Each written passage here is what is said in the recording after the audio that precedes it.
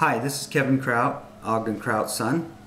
I'm going to briefly go over a little synopsis of Hugh Nibley and some of the experiences that I had with him. About the time I was in the church, I grew up with my mother.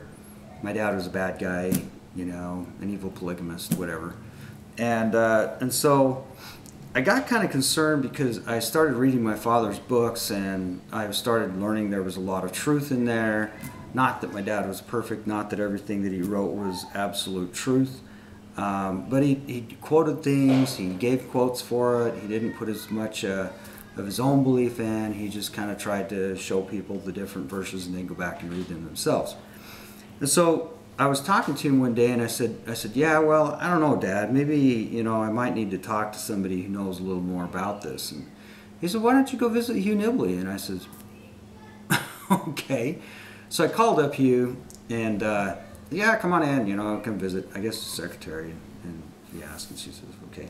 So I got up there and he started talking to me, and I mean, he went on all these deep things, and I really wasn't understanding half of the stuff he was telling me. I was kind of okay, and he went on, and we were talking. I was talking about mummies that we found, and they were in the fetal position, and he had described that and explained some of the resurrection concept, and so we kind of had a real good time because I liked the same kind of things that Hugh did, and finally in the end he stopped for a minute. And by the way, the secretary came out and she says, Hugh, you got a whole class here waiting on you. And he said, no, this is Ogden's son. I want to talk to him. You know, I'm like, Hugh, it's okay. Go visit. You know, it's no big deal. I'll come back up plenty of time.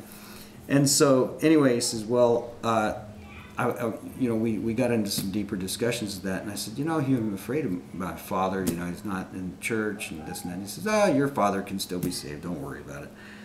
And he says, you know, it's interesting, I never read one of your father's books. At this time, my dad hadn't quite finished all of his books, but he says, I haven't read a book yet that your dad hasn't written. It's not the pure gospel of Jesus Christ. That took me back a little bit to think, you know, that the gospel of Jesus Christ goes back to those original roots.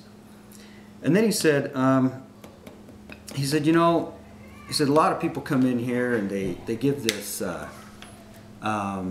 they go read about the Adam-God doctrine, and they'll come and ask me about it, and they're all upset, and some anti-Mormon got them or something like that, and he says they're ready to leave the church, you know, because they've been lied to, and they have lied to them, you know, and so he says, so then they get all discouraged, and I said, yeah, I'll go down there and read this book by Ogden Kraut. It's an interesting book on Adam God, and study it and see what you think, you know, and they'll come back and they go, oh, got it, Hugh, understand.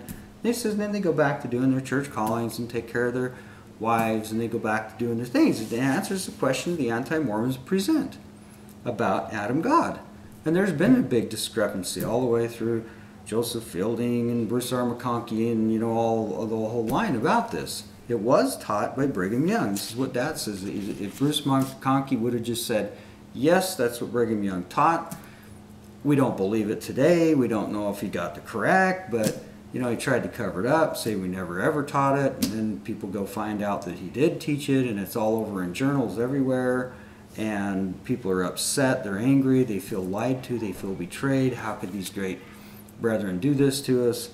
And so it's been a great comfort for people, and if you haven't read the Adam God book that my dad did called Michael Adam, you can go to ogdenkraut.com, and on ogdenkraut.com you can read it for free. It's on there. Just go on, read it, and share it with others.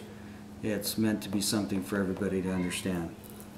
And he also said this is kind of an interesting. He said your father served a great mission that none of the rest of us wanted to fulfill. And I later thought about that, and I thought, mission? I mean, you know, he's maybe speaking figurative, but the way he said it, it was like he was called to it. And he was really good friends with Joseph Fielding Smith. It's a very good possibility that Joseph Fielding Smith asked him to do some of these writings or keep some of these old principles alive. You know, we know he's commissioned Cleon Skousen to do that possibly. He may have even asked Hugh Nibley to write more on the subject of United Order. I don't know. You know, because obviously those three are the most important parts. That's the economic, political, and social aspects of fundamentalism, or the early Mormon religion. And so with that, that's kind of interesting that he asked him to, that, you know, he didn't want to fulfill that mission or do that. You know, polygamy and all that, and fundamentalism is a tough thing. So anyway, I hope that helps. A little bit about Hugh Nibley.